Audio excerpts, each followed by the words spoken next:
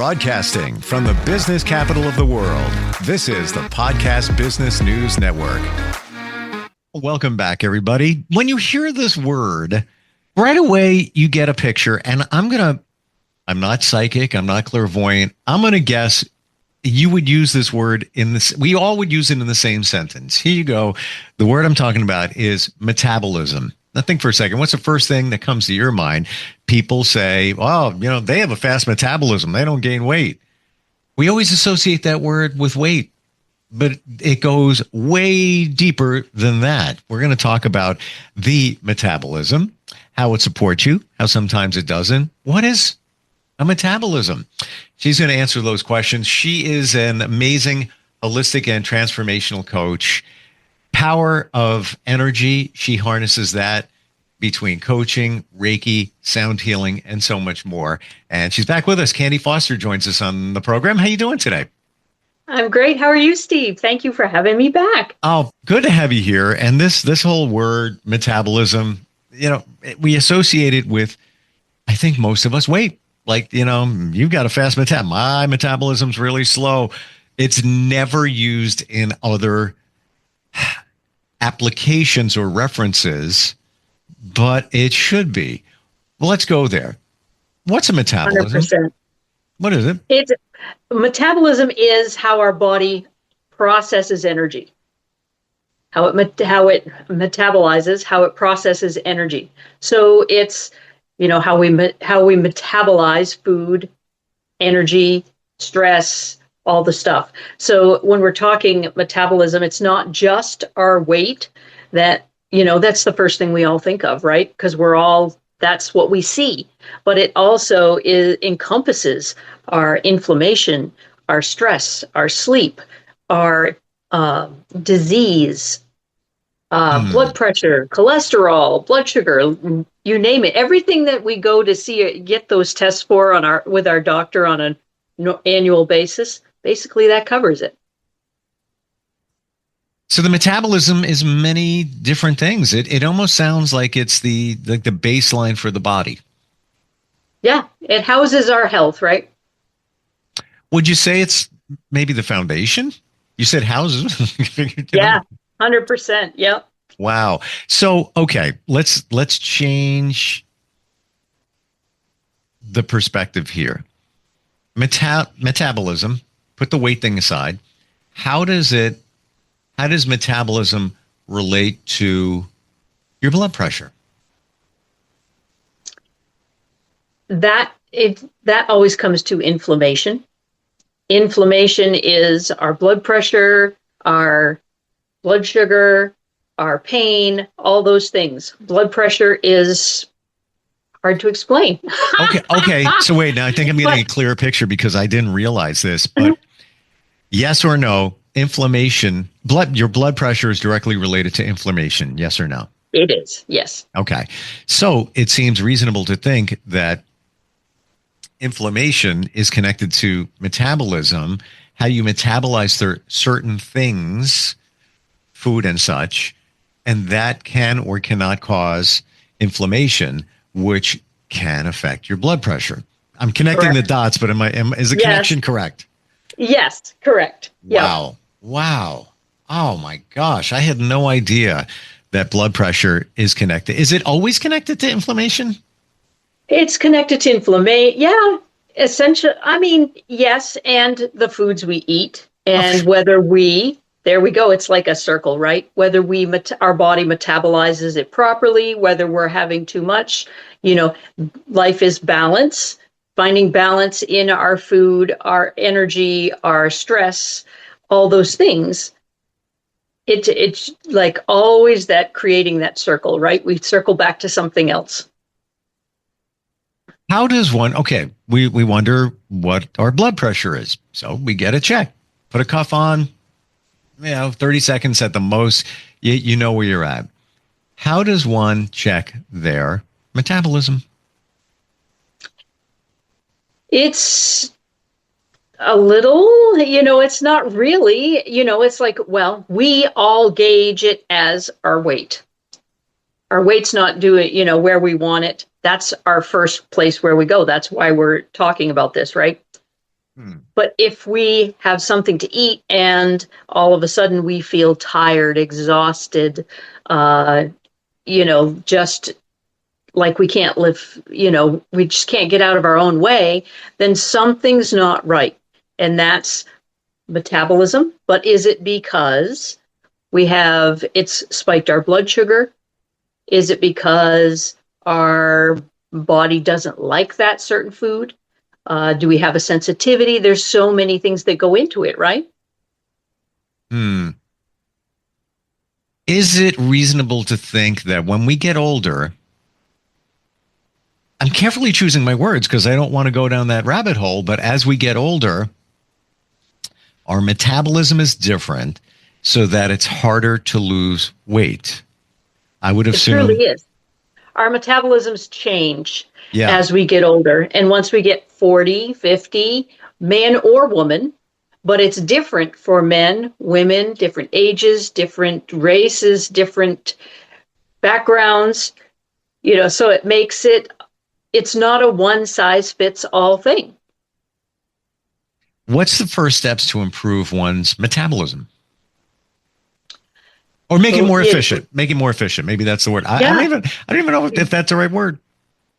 yeah, well, like it is, yeah.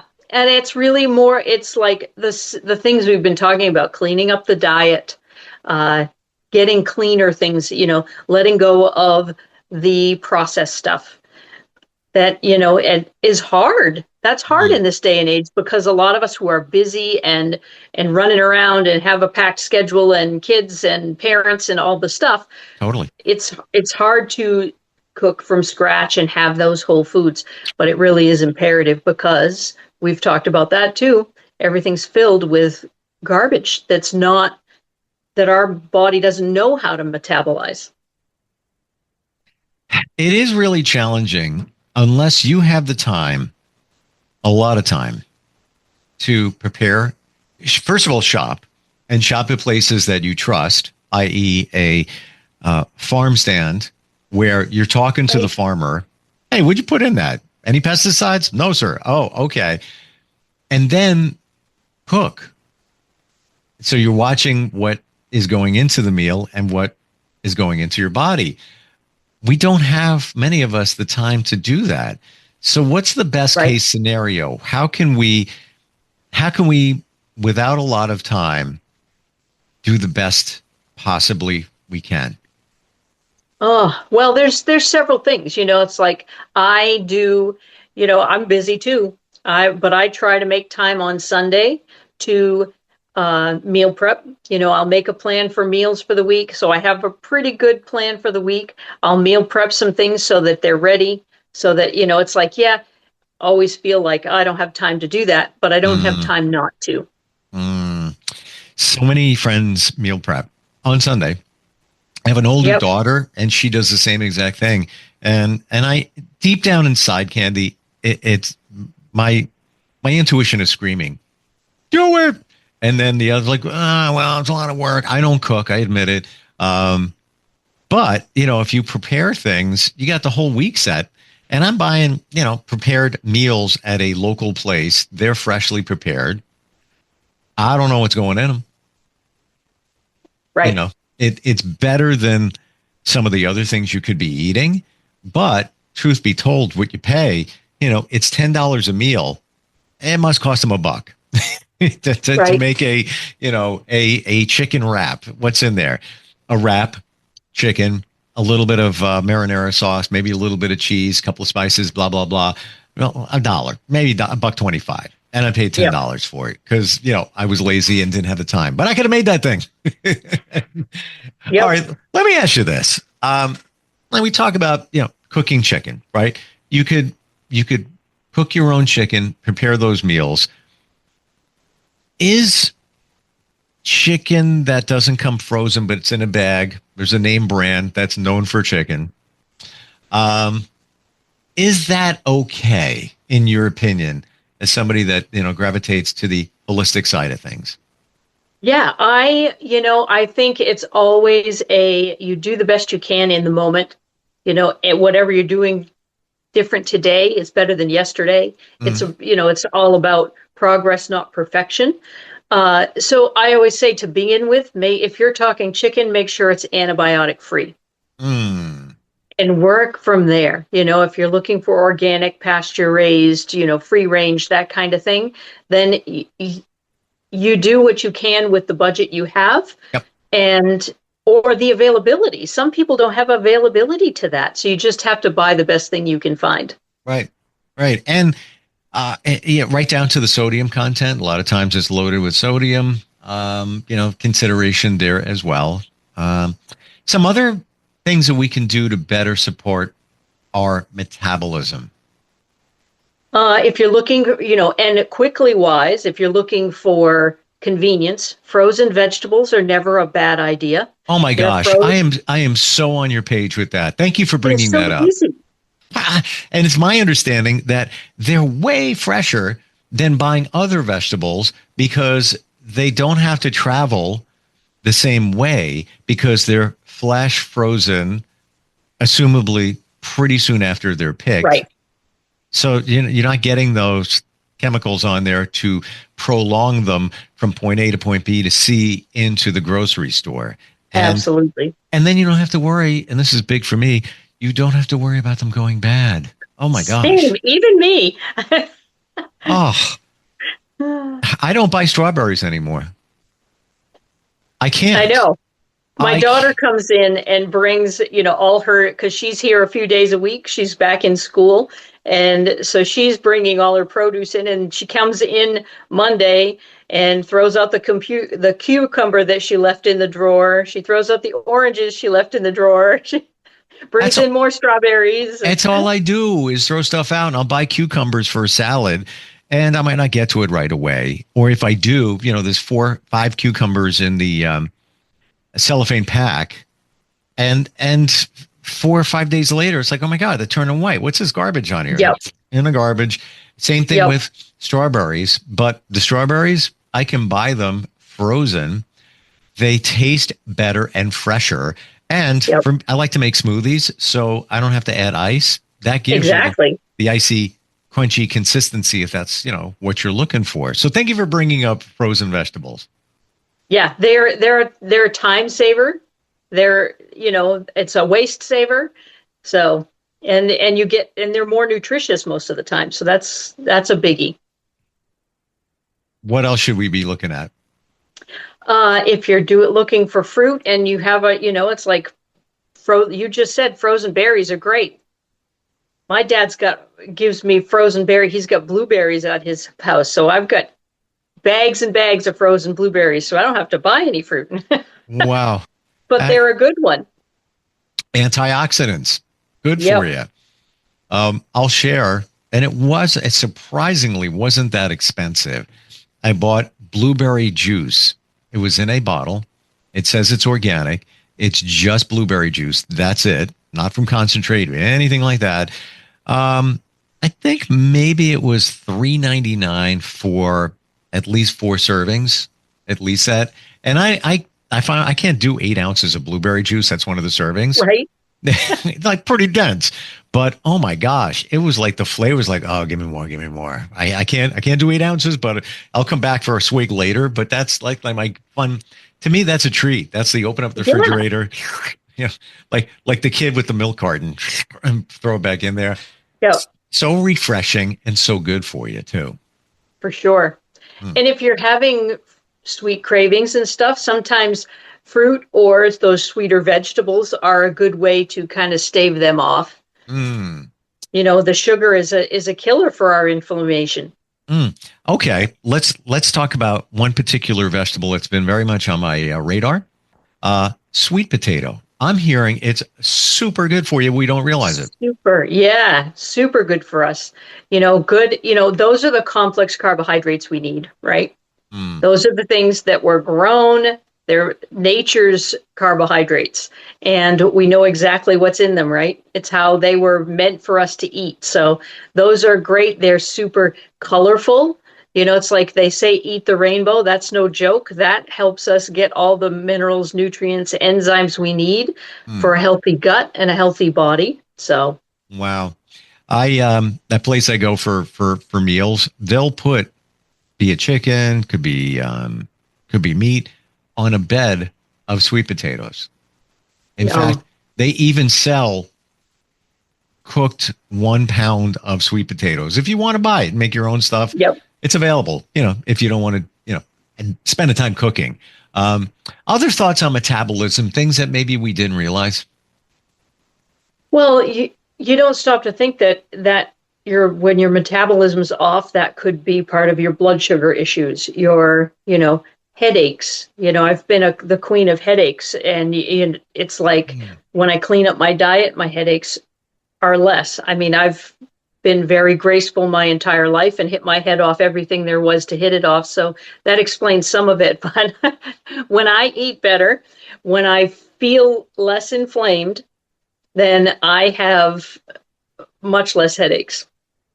Interesting. How do you know, you personally, how do you know you're less inflamed? What's that? How do you know you're less inflamed? Well, my first thing is like, I can feel it right here. It's like, oh, my fingers, they're so puffy and tight, right? But most of us have a something that is damaged, or like I used to have trouble with my wrists. That'll be if I have a gluten issue. If I have gluten, I will instantly feel it right in my wrists within an hour.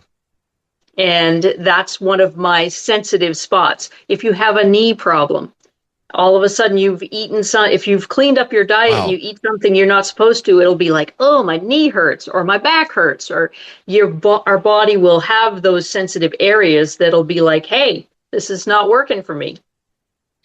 Would this be also considered the proverbial, I'm having a flare up? Yeah, essentially. So it's the inflammation causing the flare up potentially of an existing, let's say, potentially chronic condition. Wow. All right. You got to listen to your body. Yeah, it really is. And as a society, we've gotten away from that so much because of our schedules and our lifestyles. And we just go, and we're just like, oh, give me something to fix it because I got to go, right? So. Wow. Learning a lot today about this whole word metabolism. I don't want to say it again, but what else you got? I like fascinating. It's the things that we getting back to I keep saying it, and not to be repetitive, but whole foods, watching our oil intake, not necessarily fat. Fat doesn't make us fat, but really paying attention to quality oils. Not the inflammatory oils. Things like canola are very inflammatory and not good for us. Seed oils, if they're not done properly, they can be very inflammatory. There are certain oils that, if cooked at a high heat, they become damaged, and that damages our cells. So learning about the quality oils is important for our inflammation and our metabolism. Protein, we talked about that last week, I believe. And how important it is to have good quality protein. So talking about oils, I met a gentleman who's like 84, in great shape, and definitely very much into a Mediterranean diet. And he takes a tablespoon of organic, high quality olive oil in the morning and at night. And he swears that's why he's healthy. What are your thoughts? I think that there could be, I don't know the research, but it's, the Mediterraneans, you look at their lifestyle and their health, and that's, it's kind of a blue zone, right, kind of thing. It's like they live healthy. They still have their wine, they have their oils, but their lifestyle seems to behoove them. And there's a lot out there about that good quality olive oil every day. And I haven't tried it because I don't think I could do a tablespoon of olive oil, extra virgin olive oil in the morning. Yeah, that's it. Extra virgin. And I'll be honest, it's an acquired taste. They have different flavored ones. I, of course, immediately went out and bought olive oil. Steve doesn't cook, so wasn't aware at the time. And I bought just regular. I didn't know that there was, you could buy it flavored with fruit, etc. When it goes down, after it's down there, it's like, whoa, that's a little bit of a burn going down there. But to illustrate how it's packed with a lot of stuff. Yeah. And people have been, raving Doing about it. One spoon is 120 calories. Right. There's a lot going on in that olive oil. Yeah, exactly. And though, and that's one of the things that we've been taught, stay away from fat. It's not, fat doesn't make us fat. Sometimes it's more the kind of fat that we're, consuming, and it's not in quality foods and nature's foods. It's in our processed foods, and then our body doesn't know what to do with it anymore. Yeah. I would love to go back to like the 1800s, pick that time where, there was some technology, but it was a slower way of life. Yes, there was challenges there as they are now, just different types of challenges. But to really look at, the health of people, like interview 100 people about their health and just kind of look at what's going on. Like, we have all this medical technology. Oh my gosh, imaging and medicine if you need it, and on and on and on and on and on. But then we have a poison food supply. Right. It's almost like, what the blank is going on here? You take so many steps forward this way, but now you're taking them back. So, go to the 1863. They didn't have the medical technology, but the food was pure. Yeah, we need to select some of those things back. Yeah. And again, as life is more challenging, now you don't have time to cook, many of us. But they made time back in the day. And I wonder, the health, it's challenging to even to comprehend it because they had other challenges that made them sick. For sure. But it probably wasn't food. Now we've taken care of those challenges, polio, et cetera, fabulous, great, all good. But now we're eating garbage. It's so ridiculous. Right. So ridiculous. It is. It is. But it's not going to change unless we change it. So, Exactly. And going back to, it's like we always say, we have no time, this and that. We have to prioritize our health and make that our first chain of self-care, right? Yeah. And I'm not doing politics here, but the government isn't going to really change it for us. We have to be intentional. Yeah, they're not doing much for us these days when it comes to food. No, and I'm not, FDA. I'm not going politics, anything like that. All I'm going to say is I still can't believe that pet food is not regulated. They can put whatever they want in it. Like, it doesn't matter. It's like, are you kidding?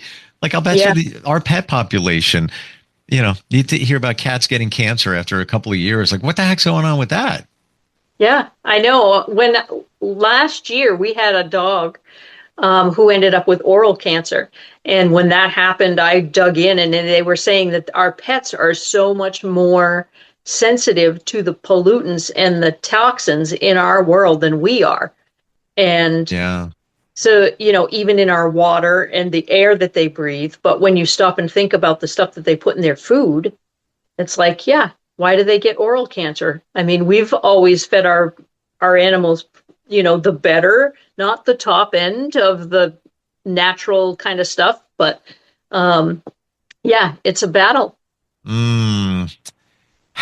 And you crack open a jar of, I have it, party mix for cats. It's like crack. They're like, oh my God, why? That stuff, it's just to attract them, to make them, to like it. But it's not good for them. Nor is any government agency approved it for them. Candy, how do we find you if somebody wants to change their metabolism, get on the path to better health? How do they connect? Check out my website, Candy Holmes-Foster Wellness, Holmes with an L, .com. And right on that front page, you can call me. You can set up an appointment for a free consultation. And I can't wait to talk. Thank you for the insight today. Really cleared up a lot when it comes to that word metabolism. Awesome. I'm glad to help. Appreciate it.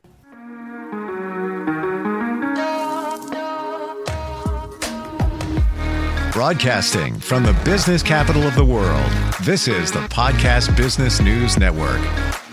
Adopt US Kids presents Multiple Choice Parenting. Your daughter just had her first breakup. Do you A, put yourself in her shoes? How could he do this to you? And for Sheila, she has split ends.